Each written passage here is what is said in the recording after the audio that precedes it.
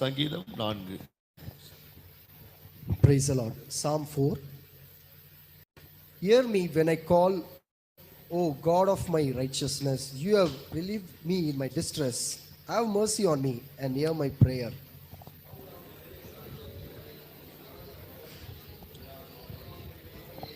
Amen. But know that the Lord has set apart for himself him who is godly. The Lord will hear when I call to him. Praise the Lord. Offer the sacrifices of righteousness and put your trust in the Lord. எங்களுக்கு நன்மை காண்பித்தவன் யார் என்று சொல்லுகிறார்கள் அநேகர். கர்த்தாவே உம்முடைய முகத்தின் ஒளி எங்கள் மேல் பிரகாசிக்க பண்ணும். You have put gladness in my heart more than in the season that their grain and wine increased. Let us read together. சமாதானத்தோடே படுத்துக்கொண்டு நித்திரை செய்வேன். கர்த்தாவே ஒருவரே என்னை சுகமாய் தங்க பண்ணுகிறீர். Hallelujah. Hallelujah. Let us close our eyes and let us thank God for this wonderful psalm. நம் கண்களை மூடி அதிசயமான சங்கீதத்துக்காய் நாம் கர்த்தரை ஸ்தோத்திரிப்போம். ஸ்தோத்திரம் ஸ்தோத்திரம் ஸ்தோத்திரம் ஸ்தோத்திரம் ஸ்தோத்திரம் ஸ்தோத்திரம் ஸ்தோத்திரம் ஸ்தோத்திரம். பிதா குமாரன் பரிசுத்தாவின் நாமத்திற்கு மகிமை உண்டாவதாக. ஆதியிலும் இப்பொழுதும் எப்பொழுதுமாக சதா காலங்களிலும் மகிமை உண்டாவதாக. ஆமென். ஸ்தோத்திரம். Praise the Lord. Please be seated. நாம் யாவரும் அமருவோம். Hallelujah. Hallelujah. Greetings to you all in the precious name of our Lord and Savior Jesus Christ. ஆண்டவர் இரட்சகருமான இயேசு கிறிஸ்து நாமத்தினால் உங்கள் எல்லாருக்கும் வாழ்த்துக்களை தெரிவித்துக் கொள்கிறோம். And once again I thank the Lord for this wonderful time that He has given me to share few things from Psalm 4. இந்த சங்கீதம் 4 சில காரியங்களை உங்கள் மத்தியில் பகிர்ந்து கொள்ள கர்த்தர் கொடுத்த நல்ல வாய்ப்பிற்காக கர்த்தரை ஸ்தோத்திரிக்கின்றேன். This is the Psalm of David. இது தாவீதால் பாடப்பட்ட ஒரு சங்கீதம். In the first 3 verses he talks about the prayer to the Lord. இந்த 1, 2, 3 வசனங்களிலே அவன் தேவனிடத்திலே செய்த ஜெபத்தை குறித்ததான காரியத்தை படிக்கிறோம். In verse 1 he says, hear me Lord when I it says hear me when I call, O God of my righteousness. நீதியின் தேவனே நான் கூப்பிடுகையில் எனக்கு செவி கொடும் என்று ஜெபிக்கிறார். Hallelujah. Hallelujah. Hallelujah. Hallelujah. Our God is a God of righteousness. நம்முடைய தெய்வம் நீதியின் தேவனாய் இருக்கிறார். Hallelujah. Hallelujah. Today we serve, we worship a God who is righteous in our life. நாம் ஆராதிக்கிற, நாம் சேவிக்கிற நம்முடைய ஆண்டவர் அவர் நீதி உள்ள தெய்வமாய் இருக்கிறார். Hallelujah. Hallelujah. So in this world that we live, it is very difficult to find righteousness and justice among men. நாம் வாழ்கிறதான ஜனத்தின் மத்தியிலே நீதி நியாயம் என்கிற காரியம் இராமல் இருக்கிறது. But as a child of God we can find the righteousness and justice in the Lord. ஆனால் தேவனுடைய பிள்ளைகளாகிய நாம் நம்முடைய நீதியையும் நியாயத்தையும் தெய்வத்தினிடத்திலிருந்து தான் நாம் பெற்றுக்கொள்ள வேண்டும். Hallelujah. Hallelujah. So the verse 1, psalmist is pleading to God, to do justice in his life. இங்கே சங்கீதக்காரன் அவனுடைய வாழ்க்கையிலே கர்த்தர் நீதி செய்ய வேண்டும் என்கிற காரியத்திலே அவன் விண்ணப்பிக்கிற காரியத்தை நாம் இங்கே படிக்கிறோம். Hallelujah. Hallelujah. So he knows that God is the righteous God. அவர் நீதி உள்ள தெய்வம் என்பதை அவன் சங்கீதக்காரன் அறிந்திருந்தான். And he will never do injustice in his people's life. ஒரு நாளும் அவர் அநீதியின் காரியங்களை தம்முடைய மக்களுடைய வாழ்க்கையிலே செய்ய மாட்டார். And he is looking to the God, to find righteousness and justice in his life. தன்னுடைய வாழ்க்கையிலே நீதியும் நியாயத்தையும் கர்த்தர் நிலைநிறுத்த வேண்டும் என்கிறதான காரியத்தை குறித்து அவன் தேவனிடத்திலே விண்ணப்பத்தை ஏறெடுக்கிறதை காண்கிறோம். In Genesis chapter 16 we read about a woman named Hagar. ஆகார் என்கிற ஒரு பெண்மணி குறித்து ஆதியாகமம் 16ஆம் அதிகாரத்திலே நாம் வாசிக்கிறோம். Let us not read, but we can see in her life she was mistreated in her house. அவளுடைய வாழ்க்கையிலே அவள் அந்த நாச்சியாரிடத்திலே அங்கே மிகவும் சிறுமையாய் நடத்தப்படுகிற காரியத்தை நாம் அங்கே படிக்கிறோம். And she and her son were cast out of the house. அவனும் அவருடைய பிள்ளையும் வீட்டை விட்டு வெளியே துரத்தப்பட வேண்டிய ஒரு சூழ்நிலை காணப்பட்டது. And when they were in the wilderness, when she cried to the Lord, God heard her cry. அங்கே அவள் அந்த வனாந்திரத்திலே அவள் பிரயாணம் செய்யும் பொழுது அங்கே அவள் தேவனை நோக்கி கூப்பிட்டாள். பிள்ளையின் சத்தத்தை கர்த்தர் கேட்டார். God gave her water.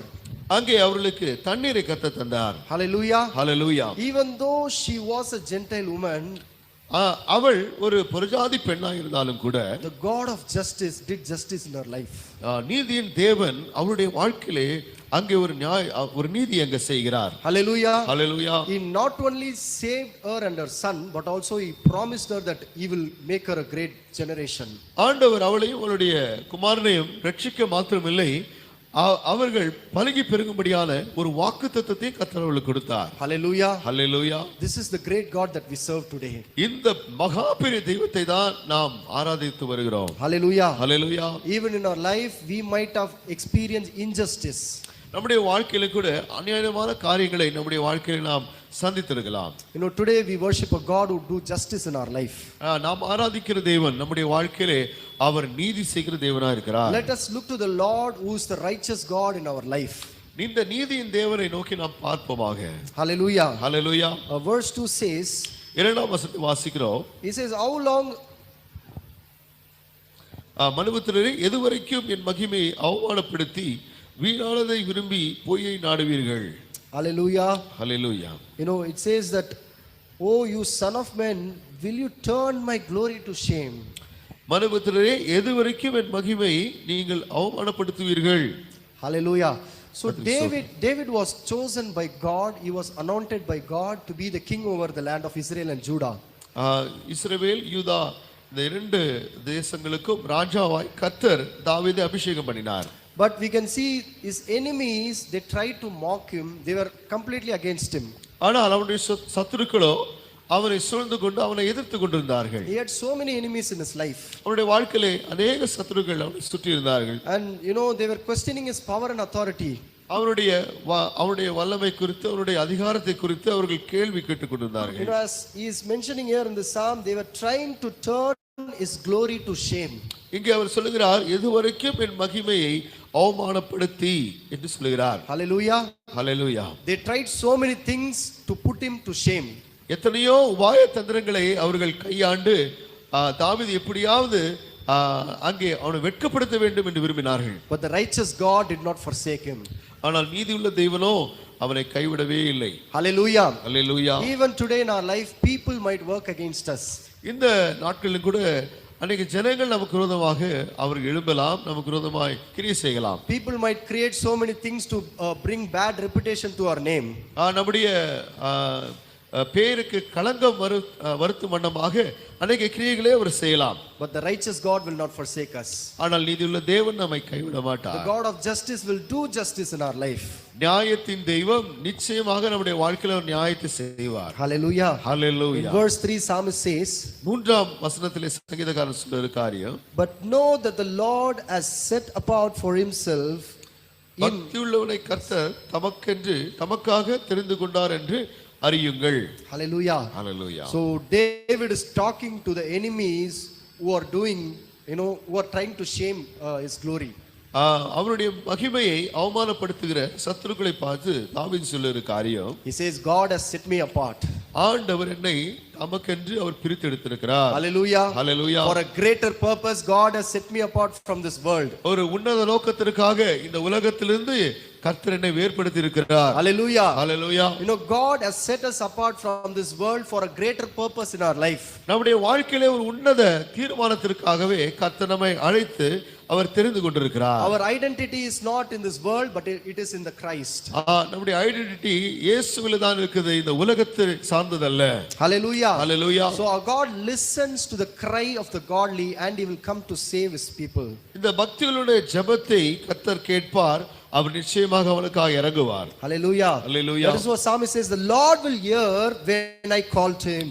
அதுதான் சங்கீதக்காரன் சொல்கிறார், நான் கர்த்தரை நோக்கி கூப்பிடுகையில் அவர் கேட்பார். Hallelujah. Hallelujah. In verse 4 David says, நான்காம் வசனத்திலே சங்கீதக்காரன் சொல்கிறான், be angry and do not sin. நீங்கள் கோபம் கொண்டாலும் பாவம் செய்யாதிருங்கள். Meditate within your heart on your bed and be still. உங்கள் படுக்கையிலே உங்கள் இருதயத்தில் பேசிக்கொண்டு அமர்ந்திருங்கள். Hallelujah. Hallelujah. So David felt so much of anger in his heart thinking about his enemy. இந்த சத்துருக்களை குறித்து அவன் எண்ணும் பொழுது அவனுடைய இருதயத்திலே மிகுந்த கோபம் உண்டாயிற்று. Hallelujah.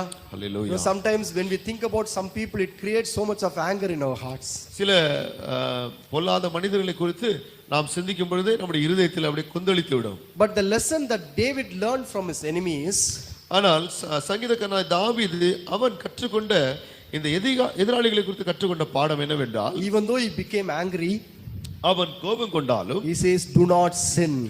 பாவம் செய்யாதேயுங்கள் என்று சொல்கிறார். Hallelujah. Hallelujah. You know, anger can make a person to behave miserably. ஒரு மனுஷனுடைய கோபம் மிக மோசமான நிலைமையிலே, கொடூரமான நிலைமையிலே அவனை மாற்றிவிடும். Anger can make a person to take foolish decisions in his life.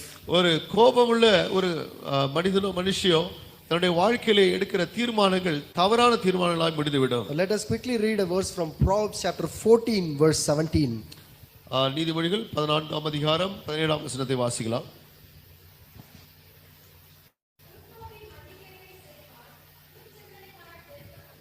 Hallelujah. Hallelujah. A quick-tempered person does foolish things.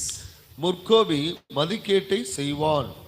Hallelujah. Praise the Lord. So whenever we become so angry in our hearts, எப்பொழுதெல்லாம் நம்முடைய இருதயத்திலே மிகுந்த கோபம் உள்ளவர்களாக இருக்கிறோமோ, psalmist is telling us to do one thing. சங்கீதக்காரன் ஒரு காரியத்தை அவன் செய்ய சொல்கிறான். You know, in verse 4 we read, 4ஆம் வசனத்திலே அதை வாசிக்கிறோம். நீங்கள் பாவம் செய்யாதிருங்கள், உங்கள் படுக்கையிலே உங்கள் இருதயத்தில் பேசிக்கொண்டு அமர்ந்திருங்கள். Hallelujah. Hallelujah. So just be still in your bed. உங்களுடைய படுக்கையிலே நீங்க அமர்ந்து கொண்டிருங்க. Hallelujah. Hallelujah. Just be still and just wait upon the Lord. நீங்கள் அமைதியாய் இருந்து அமர்ந்திருந்து தேவனிடத்தில் நீங்கள் காத்து கொண்டிருங்கள். You know, in verse 5 he says, offer the sacrifice of righteousness and put your trust in the Lord. நீதியின் பலிகளை செலுத்தி கர்த்தர் மேல் நம்பிக்கையா இருங்கள். Hallelujah. Hallelujah. When you are angry, don't react, but just put your trust in the Lord. நீங்கள் கோபப்படும் பொழுது நீங்கள் உடனே காரியங்களை செய்ய வேண்டாம், ஆனால் உங்களுடைய நம்பிக்கை கர்த்தர் மீது வைத்துக் கொள்ளுங்கள். Hallelujah. Hallelujah. So when you put your trust in the Lord, you are allowing God to work on your behalf. நீங்கள் அமைதியா இருக்கும் பொழுதுதான் கர்த்தர் உங்களுக்காக செயல்பட அவரை நீங்கள் அனுமதிக்கிறீர்கள் என்று அர்த்தம். When someone is talking against you, just be still and put your trust in the Lord. யாராவது உங்களுக்கு விரோதமாய் பேசிக் கொண்டிருக்கிறார்களா, நீங்கள் அமைதியா இருந்துவிட்டு கர்த்தர் மீது நீங்கள் நம்பிக்கையா இருங்கள். Hallelujah. Hallelujah. That means you are allowing God to work in your life. அது என்னவென்றால் தேவனை உங்களுடைய வாழ்க்கையிலே உங்களுக்கு பதிலாக கர்த்தரை நீங்கள் செயல்பட விடுகிறீர்கள் என்று அர்த்தம். If you react back to that person, God will not work in your life. நீங்கள் திரும்ப பேச ஆரம்பிக்கும் பொழுது, அந்த எதிராளிக்கு விரோதமாய் பேசும்பொழுது ஆண்டவர் உங்களுக்காக கிரியை செய்ய முடியாது. Hallelujah. Hallelujah. In verse 6 to 8, 6ஆம் வசனத்தை படிக்கிறோம். from verse 6, 7, 8, it talks about David's joy. 6 முதல் 8 வசனங்களே இங்கே சங்கீதக்காரனுடைய மகிழ்ச்சியை குறித்து படிக்கிறோம், சந்தோஷத்தை குறித்து படிக்கிறோம். In verse 6 he says, 6ஆம் வசனத்தில் சொல்லுகிறார், there are many who say, who will show us any good? எங்களுக்கு நன்மை காண்பிப்பவர் யார் என்று சொல்கிறார்கள் அநேகர். And he says, Lord, lift up the light of your countenance upon us. கர்த்தாவே உம்முடைய முகத்தின் ஒளியை எங்கள் மேல் வீச பண்ணும், பிரகாசிக்க பண்ணும். Hallelujah. Hallelujah. There are many people who are saying that who will show any good? அநேகர் சொல்லுகிற காரியம், யார் எனக்கு நன்மையை காண்பிப்பாங்க? But psalmist says, Lord, you are the light of my countenance. ஆனா சங்கீதக்காரன் சொல்ற, கர்த்தாவே நீர் உம்முடைய முகத்தின் ஒளியை எங்கள் மீது பிரகாசிக்க பண்ணும் என்று சொல்லுகிறார். Hallelujah. Hallelujah. People in this world may not do good to us. இந்த உலகத்தின் ஜனங்கள் ஒருவேளை நமக்கு நன்மை செய்ய மாட்டார்கள். But our God is God of favor. ஆனால் நம்முடைய தெய்வம் அவர் பயத்துக்குரிய தெய்வமா Our இருக்கிறார். God is a God who blesses us. அவர் நம்மை ஆசீர்வதிக்கிற தெய்வம். He is a God who grants his mercy and grace in our life. அவர் நம்முடைய வாழ்க்கையிலே தம்முடைய தயவையும் தம்முடைய கிருபையை கட்டளையிடுகிறார். You know, in verse 7 we read, he is a God who put gladness in our hearts. 7ஆம் வசனத்தை படிக்கிறோம், அவர் சந்தோஷம் நம்முடைய இருதயத்தில் அவர் நிரப்புகிறார், தருகிறார். A God, in verse 8 we read, he is a God who makes us to lie down in peace. நம்மை சமாதானத்தோடு கூட படுத்துக்கொள்ள கர்த்தர் நமக்கு கிருபை செய்கிறார். A God who make me to dwell in safety.